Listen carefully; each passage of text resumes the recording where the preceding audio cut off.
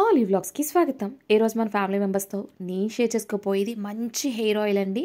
డెఫినెట్గా ట్రై చేయండి, మీ hair grown అవుతుంది. దానికి ఏమేం కావాలో చూసేద్దాం, చక్కగా చేసేద్దాం. ముందుగా మందార పువ్వులు, మందార పాకులు అయితే తీసుకుంటాం. ఇవి రెండు కూడా మంచి కండిషనర్లా అయితే మనకి హెయిర్కి ఉపయోగపడుతుంది. అలాగే మనకి స్కాల్ప్కి సంబంధించిన ఏమైనా ఇన్ఫెక్షన్స్ ఉంటే కనుక ఈ వేపాకు వేసుకుంటాం వల్ల చాలా మంచిగా ఉంటుందండి. హెయిర్ బ్లాక్గా సిల్కీగా పట్టుకుచ్చులా ఉండడానికి గోరింటాకు కూడా తీసుకున్నాను ఒక కప్పు. అలాగే ఒక పావు కప్పు అలవీరా తీసుకున్నానండి. ఇది ఎన్ని బెనిఫిట్స్ ఉన్నాయో మీ అందరికీ తెలుసు కదా. అలాగే 2 టేబుల్ స్పూన్ల మెంతులు అయితే తీసుకున్నాను. డాండ్రఫ్ నివారించి హెయిర్ని హెల్దీగా గ్రోన్ అయ్యేలా చేస్తుంది. దాంతోపాటు ఒక పావు లీటరు కొబ్బరి నూనె తీసుకున్నాను. ఒక 600 ml ఆల్మండ్ ఆయిల్ అయితే తీసుకున్నాను. అలాగే ఒక 200 ml ఆముదం కూడా తీసుకున్నానండి. ఆముదం మంచిగా పనిచేస్తుంది హెయిర్ని గ్రో అవ్వాలంటే. నిజంగా పట్టుకుచ్చులాగే తయారవుతుందండి.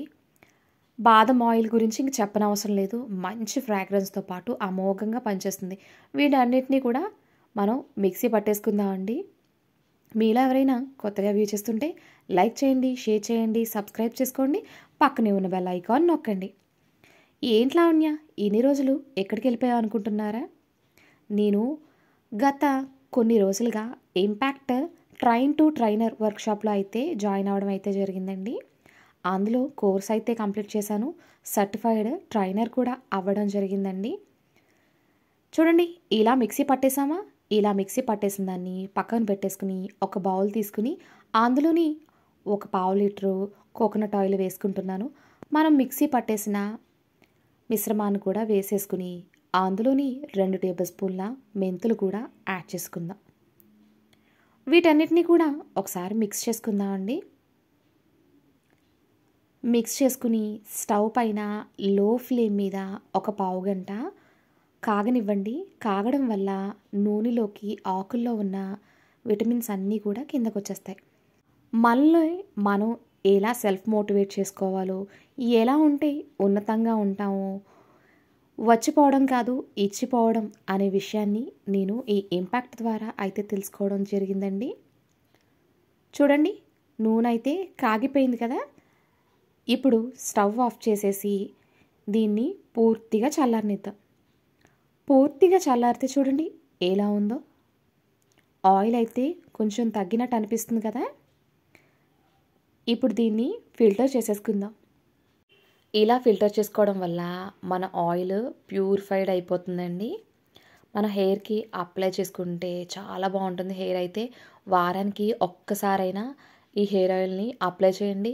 లేకపోతే మీరు తలస్నానం చేయడానికి ఒక గంట ముందు దీన్ని అప్లై చేసి తలస్నానం చేశారంటే నిజంగానే మీ జుట్టు పట్టుకుచ్చులా ఉంటుంది. ఓన్లీ హెయిర్ ఆయిల్ మీదే పూర్తిగా డిపెండ్ అవ్వకుండా ఫుడ్లో కూడా కొంచెం చేంజ్ చేసుకున్నారంటే నిజంగా పట్టుకుచ్చు లాంటి జుట్టు ఏంటండి, వైట్ స్కిన్ కూడా మనకు వస్తూ ఉంటుంది. ఇప్పుడు అందులోనే మనం బాదం ఆయిల్ తీసుకున్నాం కదా, 600 ml బాదం ఆయిల్ అయితే వేసేసుకుంటున్నానండి. అలాగే అందులో 200 ml ఆముదం కూడా వేసేసుకుంటున్నాను.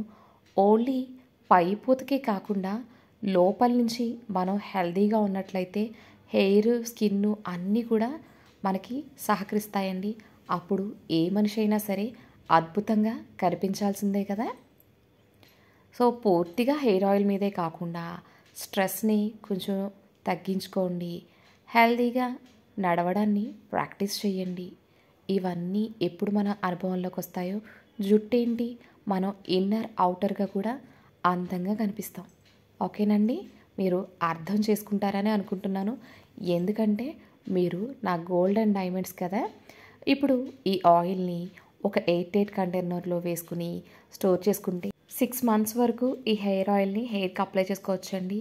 అద్భుతమైన ఫ్లేవర్తో మన హెయిర్ని ఎంత బాగా గ్రో చేసుకోవచ్చో మనం కేవలం ఇంట్లో ఉన్న వస్తువులతోని ఇలా తయారు చేసుకుని యూజ్ చేసి తెలుసుకోవచ్చండి.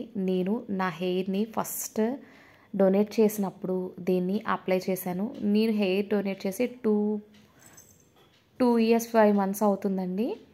ఇప్పుడు మళ్ళీ నా హెయిర్ని డొనేట్ చేసేద్దాం అనుకుంటున్నాను. ఎందుకంటే నా హెయిర్ గ్రోన్ అవుతుంది, ఎందుకంటే నా దగ్గర హెల్దీ ఎన్విరాన్మెంట్ని నేను క్రియేట్ చేసుకున్నాను. సో ఈ హెయిర్ ఆయిల్ కూడా యూజ్ అవుతుంది. సో హెయిర్ డొనేట్ చేసేసిన మళ్ళీ హెయిర్ రీగ్రోన్ అవుతుందని నమ్ముతున్నాను. మీకు ఈ హెయిర్ ఆయిల్ ఉపయోగపడుతుంది అనుకుంటున్నాను. Thank you.